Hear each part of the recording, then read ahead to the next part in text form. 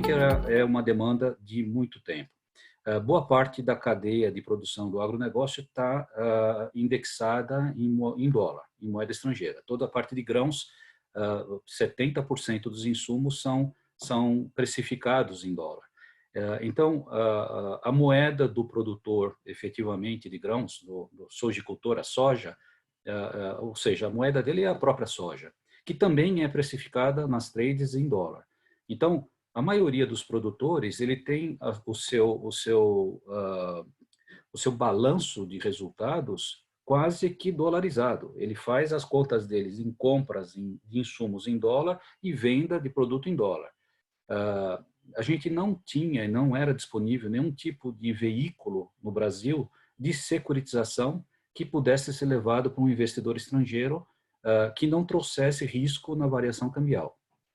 Então, assim, o investidor estrangeiro poderia comprar um CRA até então? Sim, mas qualquer variação cambial seria o imposto taxado da mesma forma como se fosse resultados, como se fosse juros ou resultado do investidor.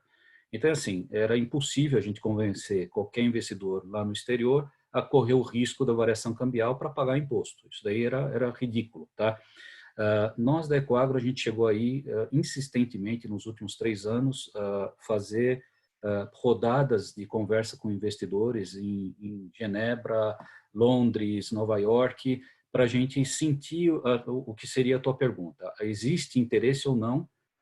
E a resposta é definitivamente sim. O interesse é muito grande. O agronegócio brasileiro é talvez uma das poucas áreas do Brasil que se vende bem no exterior, ou que o exterior tem nesse agronegócio uma força muito grande, é a locomotiva do país, vamos dizer assim, e a gente não tinha o veículo para levar. Hoje a gente tem esse veículo.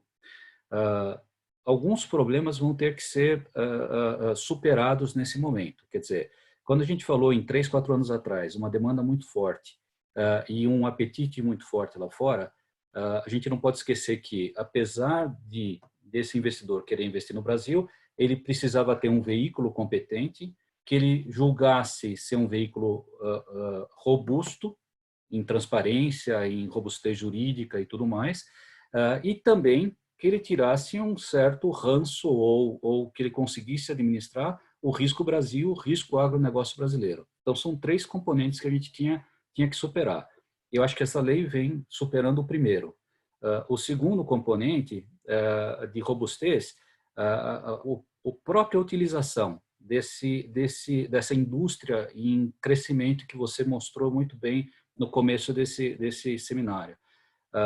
Ou seja, se a gente olhar o track record de CRAs e de estruturas de CRAs, hoje eu já tenho como ir para o exterior falando isso é robusto, é forte e é seguro. Tem transparência e tem legislação e regulamentação para isso, tá? Resolve uma segunda perna desse tripé. Hoje, a gente vai ter que solucionar uma terceira perna que provavelmente está igual ou mais difícil até do que do passado.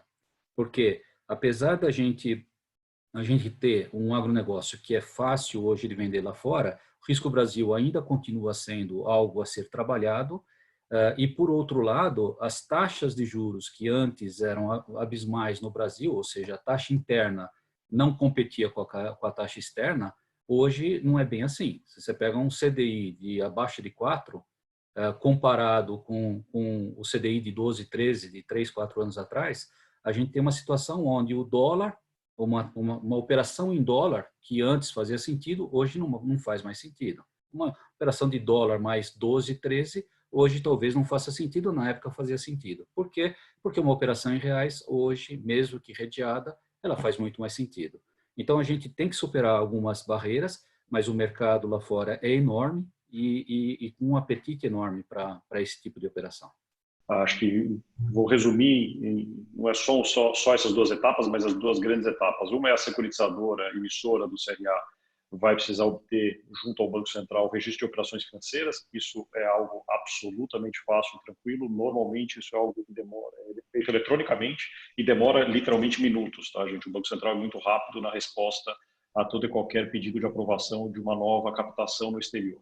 Isso é como se faz no Brasil há quase 2 décadas já hoje em dia, essa forma eletrônica, e como qualquer empresa no Brasil capta recursos no exterior. Então, é algo já sedimentado e de muito fácil acesso.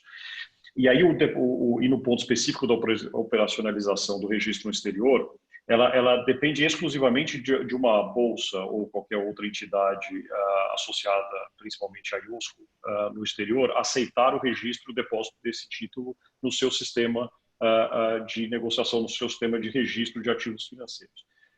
Isso é algo que, sim, a gente já tem notícias de bolsas no exterior interessadas em fazer isso. Há 2 bolsas que já manifestaram interesse em registrar CRAs no exterior, por serem bolsas que têm muita liquidez com títulos de dívida do mundo inteiro.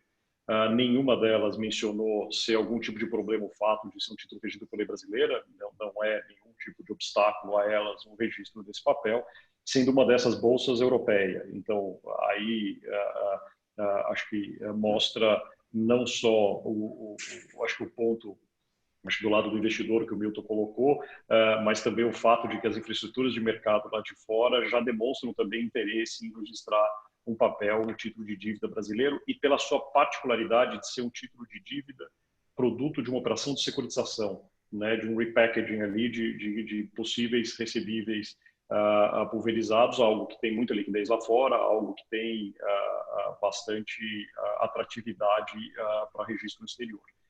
Então, o processo é relativamente simples, gente. Do lado do brasileiro, é um mero registro no ROF, eu digo mero porque é algo relativamente muito fácil de se fazer e se faz eletronicamente. E lá fora é apenas uma bolsa no exterior ou uma depositária, uma registradora de ativos financeiros aceitar o registro do CRA no seu sistema. Também é algo que, uma vez feita a primeira, segunda, terceira operação, tende a ser algo tão simples quanto se faz hoje em dia aqui no Brasil.